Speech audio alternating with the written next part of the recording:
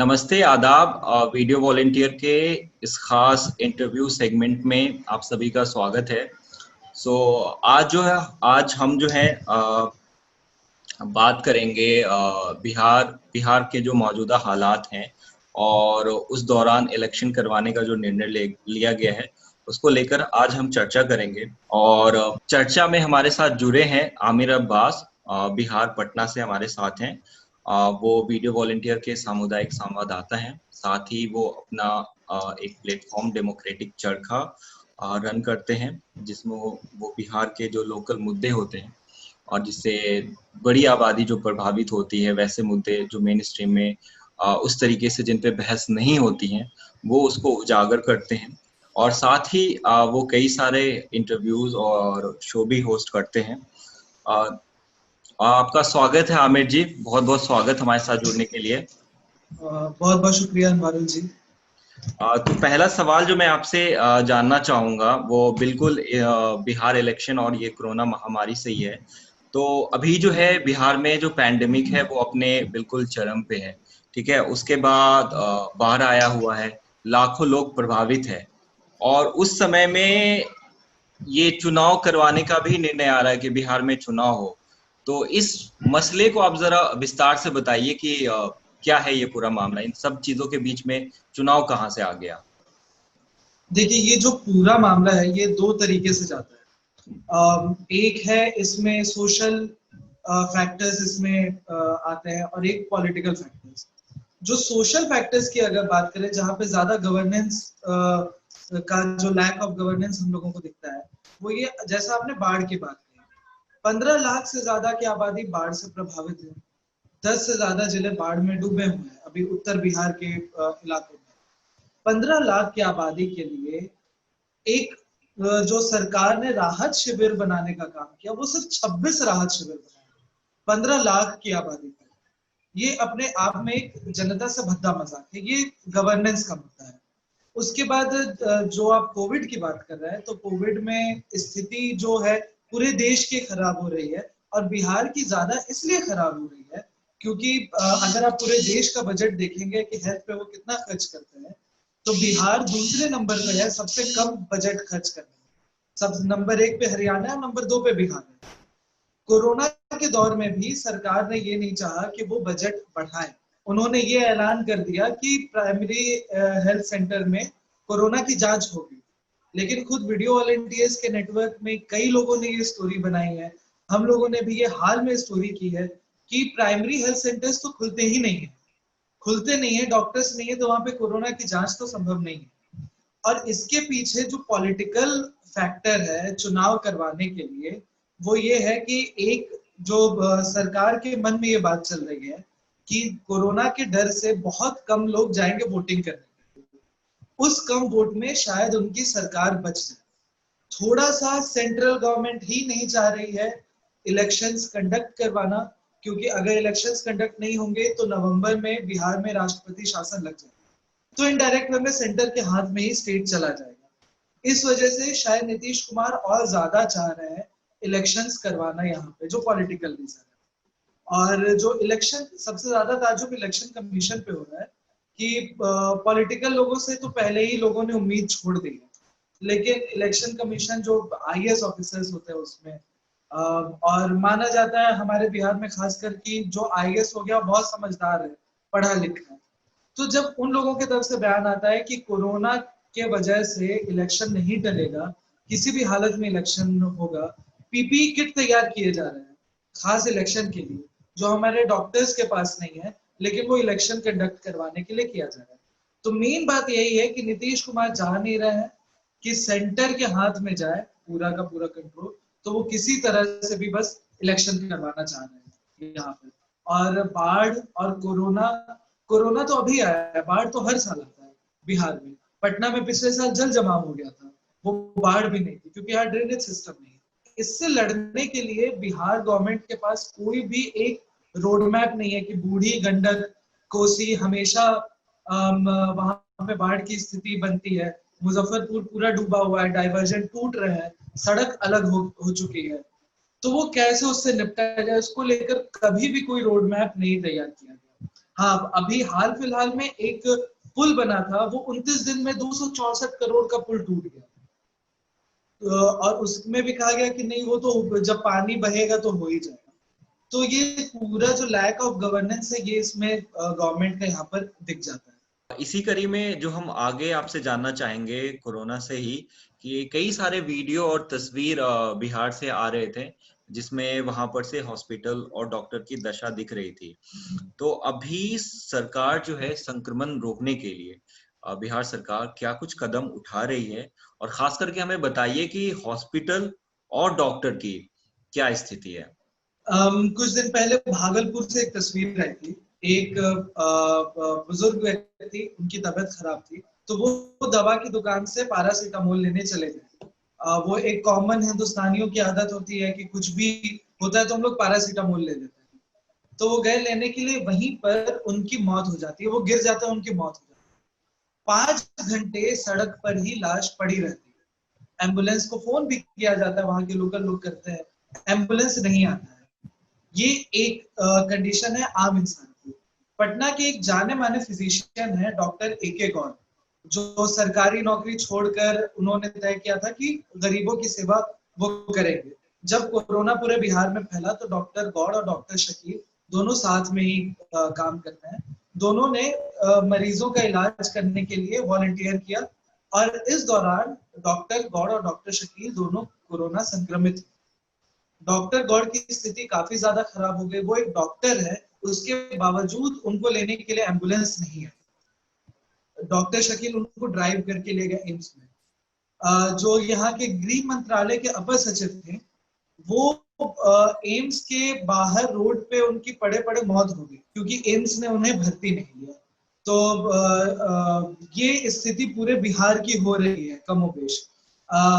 शेखपुरा की एक घटना है। शेखपुरा में भी उप स्वास्थ्य केंद्र में जब लोग पहुंचे, वहां पर सर्दी हो रही है, जुकाम हो रहा है, फीवर हो रहा है, ये कह के तो वहां पर कह दिया गया कि नहीं, आपको तो कोरोना का लक्षण है, जाइए पटना इलाज करवाइए। पटना वो कैसे आए? लॉकडाउन में कोई सवारी उपलब्ध नहीं है, एम्बुलेंस उनको लेकर आ नहीं रही है। ये करते करते उनकी वहीं पर मौत हो गई शेखपुरा में। तो हर जगह बिहार में हेल्थ फैसिलिटी ही नहीं है। एनएमसीएच का कल एक वीडियो सामने आ रहा है, जहां पे एनएमसीएच में पानी घुस गया है। कोरोना वार्ड में पानी घुसा हुआ है। कोविड के मरीज हैं जिस फ्लोर पे, उसी में वो पानी में ही रह रहे हैं, क्योंकि पटना में 2 दिन से काफी बारिश हो रही थी। तो ये स्थिति है यहाँ पर। पीएमसीएच में लाश पड़ी रह रही है बाहर सड़क पर। उस लाश को कुत्ते नोच के चले जा रहे हैं, लेकिन कोई भी वहां पर देखने वाला नहीं है। ये पूरे कोरोना की स्थिति पूरे बिहार में हो रही है। लेकिन फिर भी स्वास्थ्य मंत्री जो है मंगल पांडे, और उप मुख्यमंत्री जो है सुशील कुमार मोदी, उन्होंने बयान दिया और कहा कि ये भी लालू की गलती से ही हो रहा है, क्योंकि उन्होंने हॉस्पिटल नहीं बनाया। और 15 साल से मंगल पांडे स्वास्थ्य मंत्री हैं बिहार के, और नीतीश कुमार 15 साल से मुख्यमंत्री हैं।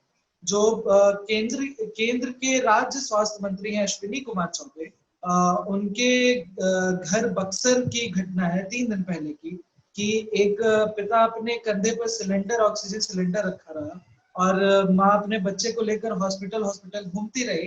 किसी डॉक्टर ने एडमिट नहीं लिया, इलाज नहीं किया, और बच्चे ने माँ के गोद में ही दम तोड़ दिया। ये स्थिति है केंद्रीय स्वास्थ्य मंत्री अश्विनी कुमार चौबे के घर पे। तो इससे अंदाजा लगाया जा सकता है कि बिहार कभी तैयार ही नहीं था कोरोना की। यहाँ पे चमकी बुखार आ जाता है तो हम लोग लड़ नहीं पाते, तो हम लोग अभी कोरोना से कैसे कर सकते हैं। लेकिन इसमें भी अगर सरकार ये कहती है कि उन्हें चुनाव करवाना है, तो ये तो काफी बेवकूफी भरी बात है। और अभी जो सिविल सेक्टर के लोगों में बातचीत चल रही है, एक बहुत जल्दी कैंपेन शुरू भी होने वाला है इलेक्शन बायकॉट करने का, कि इलेक्शन में आम आदमी हिस्सा ही ना ले, क्योंकि ये चुनाव तो हमारा है ही नहीं। हम लोग जनता तो चुन नहीं रहे हैं, जनप्रतिनिधि नहीं है, दरअसल हम लोग धन प्रतिनिधि चुनते। अगर वो लोग जनप्रतिनिधि होते तो स्वास्थ्य मंत्री वर्चुअल रैली करने के बजाय वो पीएमसीएच एम्स का दौरा करते। मार्च से लॉकडाउन है पूरे देश में। बिहार के स्वास्थ्य मंत्री सिर्फ एक बार उन्होंने पीएमसीएच का दौरा किया, उसके अलावा वो कहीं भी नहीं गए हैं। हाँ, यहाँ पर सिर्फ स्वास्थ्य विभाग के सचिव को बदला जा रहा है बात में। तो वही वाली बात है कि धूल चेहरे पे थी, वो आईना बदलते रह गया, वही चीज हो रही है अभी। तो नीतीश कुमार का जो चेहरा है वो लगातार इस तरीके से है कि विकास पुरुष है ना, और वो अपने डेवलपमेंट और इंफ्रास्ट्रक्चर रिलेटेड इम्प्रूवमेंट करने के लिए लगातार उनका चेहरा वैसा रहा। इनफैक्ट आज से 10 साल पहले वो बड़े एक दावेदार भी थे, 8 साल के करीब, जब 2014 के इलेक्शन हो रहे थे, जनरल इलेक्शन, तो उस टाइम में वो एक कंटेंडर भी थे पीएम के, एनडीए की तरफ से, पॉसिबल, मतलब बड़े पोटेंशियल कंटेंडर थे। बट और उसके उस दौरान ये भी एक बड़ा इंटरेस्टिंग सा वाकया निकल करके आ रहा था कि पटना को पेरिस बना देंगे। बड़ा इंटरेस्टिंग स्लैंग है जो इन दिनों बहुत वायरल हो रहा है, बहुत सारे लोग इसको लेकर के लिख रहे हैं और कोट कर रहे हैं। तो इस पे क्या कुछ कहना है? लाइक पटना का जो कंडीशन दिख रहे हैं, और जो 10 साल 8 साल में जो कहा गया था पटना को पेरिस बना देंगे, तो कहाँ पहुंचा है पटना अभी? देखिए, नीतीश जी जो है वो इंजीनियर है, उन्होंने इंजीनियरिंग की पढ़ाई की है, लेकिन उनकी थोड़ी सी ना ज्योग्राफी कमजोर हो गई है। वो पेरिस नहीं, शायद वो वेनिस उनके मन में चल रहा होगा। वेनिस एक शहर है इटली में, जो मतलब तालाबों नहरों का शहर है, वहां पे लोग नाव से आना जाना करते हैं। वही स्थिति पटना की है, पेरिस नहीं बना, वो वेनिस बन गया। यहाँ पर पिछले साल की बात है, यहाँ पर जेसीबी से लोग आना जाना करते हैं, जेसीबी नाव से चल कह रहे हैं रही आप? थी यहाँ पर। जेसीबी से, जेसीबी जो गड्ढा खोदती है, उससे लोग आना जाना कर रहे थे, यहाँ पे नाव चल रही थी। पिछले साल हम लोगों ने जो राहत सामान बांटा, हम लोग के कंधे तक पानी था। और उसमें जब नीतीश कुमार निकलते नहीं है सबसे पहले अपने आवास से, वो कभी नहीं निकलते। वो जब तक कोई बड़ा फंक्शन और इनॉग्रेशन नहीं होता, वो नहीं, दिनों भी वो नहीं निकल रहे थे जब पटना वेनिस बना हुआ था। एक दिन वो निकले, पत्रकारों ने उनसे पूछ दिया कि सर ये क्या हालत है, तो उन्होंने पत्रकारों को बहुत बेहतर तरीके से डांट दिया, कहा कि है ठीक हो जाएगा। तो ये यहाँ के मुख्यमंत्री का सुशासनीय चेहरा है। और आपने जो इंफ्रास्ट्रक्चर की बात की, तो अभी हाल फिलहाल में अजीम प्रेमजी यूनिवर्सिटी ने एक सर्वे किया कि बिहार में लॉकडाउन में रोजगार की क्या स्थिति रही। 82% कैजुअल वर्कर्स की जो है वो नौकरियां जा चुकी। और कैजुअल वर्कर्स ऐसे होते हैं कि उनका ऐसे भी कोई परमानेंट काम होता नहीं है, वो 20 दिन यहाँ काम करते हैं, 10 दिन दूसरे जगह काम करते हैं। 82% लोगों की नौकरियां जा चुकी हैं, उसमें से 58% लोग जो है वो दलित समुदाय के हैं। ये भी एक अजीम प्रेमजी यूनिवर्सिटी का ही आंकड़ा है। 75 लाख बिहारी मजदूर जो है वो बिहार के अलावा दूसरे प्रदेशों में काम करते हैं। यही लोग बाहर से, अभी माइग्रेशन जब हो रहा था तब वो लोग बिहार आ रहे हैं। नीतीश कुमार ने वादा किया था कि अब उन्हें जाना नहीं पड़ेगा दूसरे राज्य। लॉकडाउन जब खुला तब फौरन वो दूसरे राज्य जाना शुरू कर दिया। किसी को भी अच्छा नहीं लगता है कि वो अपने गांव से, अपने घर से दूर रहे, लेकिन बिहार में रोजगार है ही नहीं। बिहार की जो इंडस्ट्रियल फैक्ट्रीज थी वो बंद पड़ी हुई है। यहाँ पर जूट मिल हुआ करती थी, बहुत बड़ी चीनी मिल हुआ करती थी, वो सारी चीजें अब बंद हो चुकी। गन्ना का प्रोडक्शन बिहार में सबसे ज्यादा है, और उस हिसाब से यहाँ पर काफी, मतलब एक गन्ना विभाग अलग से है यहाँ पर, लेकिन वो भी कैसे उसमें से रोजगार जनरेट करे, इस पे वो ध्यान नहीं देते हैं। नीतीश कुमार ने अभी जो लॉकडाउन लगाया, जो बिहार में अभी चल रहा है, वो उन्होंने कहा कि ये आंशिक लॉकडाउन है। आंशिक इसलिए क्योंकि मनरेगा के तहत जिन लोगों को काम मिला हुआ है उनका रोजगार न छिनाए, और वो लोग काम करते रहे सावधानी बरतते हुए, क्योंकि उनका घर भी चले। लेकिन मनरेगा के तहत लोगों को काम ही नहीं मिला है अभी तक। जो कई लोगों ने रिपोर्ट्स की अलग अलग जगह से, खासकर समस्तीपुर, बेगूसराय, अररिया, कटिहार से जो रिपोर्ट्स आए, उसमें यह था कि वहां पे मनरेगा के तहत काम मिलना ही नहीं शुरू हुआ है। तो लेकिन ये अपने आप को विकास पुरुष हमेशा प्रिटेंड करते हैं। वो बिहार में एक कहावत होती है कि दो लोग होते हैं, वो एक दूसरे की तारीफ हर 10-10 जगह पे करते रहते हैं, तो लोगों के मन में लगता है कि अच्छा ये दोनों लोग बहुत अच्छे हैं। तो वही वाली बात है। और आप जो कह रहे थे कि 2014 में पीएम कैंडिडेट वो एक उम्मीदवार थे, काफी पोटेंशियल था, दरअसल उनका ईगो हर्ट वहीं से होना शुरू हुआ है। 2014 में वो मान के बैठे थे कि वो शायद पीएम कैंडिडेट होंगे। जब वो नहीं बने एनडीए की तरफ से, तब उन्होंने बीजेपी से गठबंधन तोड़ा और थर्ड फ्रंट बनाने की कोशिश की, और इसीलिए जीतन राम मांझी बिहार के मुख्यमंत्री भी बने। वो उनका एकदम सक्सेसफुल नहीं हो पाया, राजद के साथ गठबंधन किया, और उन्हीं का बयान है कि भाजपा जिस तरीके से चुनाव लड़ती है, लगता ये है कि अब पंचायत चुनाव में भी प्रधानमंत्री का ही चेहरा रहेगा। और अभी जब बिहार का इलेक्शन चल रहा है, तो उसमें आप वर्चुअल रैली किससे करवा रहे हैं? आप वर्चुअल रैली गृह मंत्री से करवा रहे हैं, और उसमें आप 300 धारा 370 हटवाने के नाम पे वोट मांग रहे हैं, जबकि बिहार की राजनीति, लोकल पॉलिटिक्स से इसका कोई लेना देना नहीं है। पोर्टल रन करते हैं और लगातार रिपोर्ट्स करते रहते हैं, तो रिवर्स माइग्रेशन हुआ, उसके बाद फिर से लोग वापस दूसरे प्रदेशों में जा रहे हैं, और उस दौरान, और बिहार की बड़ी आबादी जो है, जो उनकी फैमिली है, उनका लाइवलीहुड डिपेंड करता है कि बाहर से पैसा जो आ रहा है उस पे ही निर्भर करते हैं। तो क्या आपके जानकारी में ऐसी कोई रिपोर्ट या कुछ ऐसे इनकाउंटर या एक्सपीरियंसेस हैं आपके, जिसके बारे में आप बताना चाहेंगे कि इस तरीके की फैमिली है जिनके लोग वापस जा चुके हैं और उनके लाइवलीहुड के अभी क्या हालात हैं? रमेश कुशवाहा कटिहार के एक मजदूर हैं, और हरियाणा के फैक्ट्री में वो काम करते हैं। जब लॉकडाउन लगा तो लॉकडाउन में उन्होंने बहुत कोशिश की कि वो किसी तरह से वापस लौटे। जब नहीं लौट पाए तो वो अपने दोस्तों के साथ, जो आसपास कटिहार, किशनगंज, अररिया के इलाके के थे, वो पैदल आना शुरू करते हैं। बीच में कहीं कहीं लिफ्ट लेते हैं, किसी तरह से वो यूपी तक पहुंच जाते हैं। लखनऊ के फिर कुछ सोशल एक्टिविस्टों ने मिलकर उन्हें फिर बिहार भेजा। जब वो बिहार आते हैं तब वो कहते हैं कि कुछ भी हो जाए, भले भूखे क्यों ना मर जाए, हम वापस नहीं जाएंगे।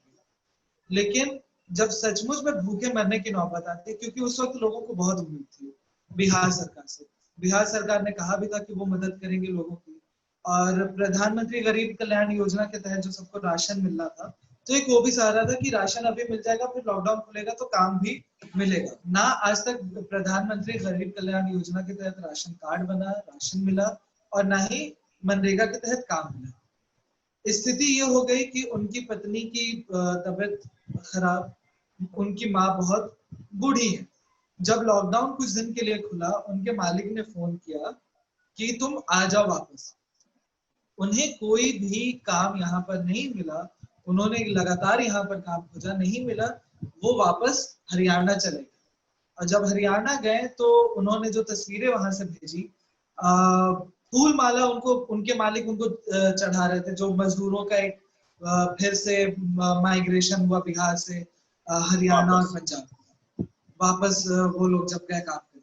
तो ये एक एक्सपीरियंस है। दूसरा, सूरत में भी यही हुआ। सूरत के फैक्ट्री में एक मजदूर काम करते थे, वो आए बिहार, और वो वापस जो है गए नहीं, क्योंकि उन्होंने बिहार में ही यहाँ पर अपने घर पे आत्महत्या कर ली, क्योंकि उनकी पत्नी की तबीयत इतनी खराब थी कि उनकी मौत हो गई। वो कोरोना पॉजिटिव निकली और उनकी मौत हो गई।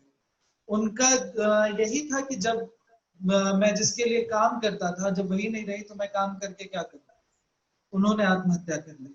ऐसे कई केसेस हुए हैं जो सरकार का फेलियर दिखाते हैं। जो रिवर्स माइग्रेशन हुआ था, ये तो एक बहुत बड़ी अपॉर्चुनिटी थी सरकार के लिए कि जो 75 लाख मजदूर गए थे बाहर, वो वापस हमारे प्रदेश आ रहे हैं कि हम लोग उनको एक रोजगार दें। मेरे जैसा युवा अगर उसको बिहार में रोजगार नहीं मिलेगा तो हम लोग बाहर ही जाएंगे, हम लोग दिल्ली जाएंगे, बैंगलोर जाएंगे, मुंबई जाएंगे, कहीं भी जाएंगे जहां काम मिलेगा। और जो मजदूर तबके के लोग होते हैं जिनकी पढ़ाई कम हुई है, उनके पास अपॉर्चुनिटी की और ज्यादा कमी होती है। जिनकी पढ़ाई होती है उनके पास और भी अपॉर्चुनिटी होती है, तो उनको लगता है कि जहां भी काम मिल रहा है वहां चले जाओ। तो ऐसा नहीं है कि ये माइग्रेशन अभी हो रहा है। पहले बिहार का एक इतिहास ही रहा है माइग्रेशन का। पहले कलकत्ता लोग जाते थे, तो भोजपुरी वगैरह, भोजपुरी इलाकों में गीत भी होता था जब लोग कलकत्ता जाते थे। तो लोग कहता था पूरब देश मत जाओ, तो वो क्योंकि पूरब इलाके में है, तो लोग कलकत्ता जाते थे, लेकिन जैसे जैसे फैलाव बढ़ा, रोजगार की कमी होते गई बिहार में, वैसे वैसे लोग पंजाब, हरियाणा, गुजरात अलग अलग जगह जाते चले। जी, ये बहुत दयनीय स्थिति है, और जिस तरीके के रिपोर्ट्स आ भी रहे हैं और जो पब्लिश भी हो रहे हैं, उसे देख कर करके ये अंदाजा लगाया जा सकता है कि जो जो जो प्रायोरिटी है वो गवर्नमेंट की, वो किस तरफ है।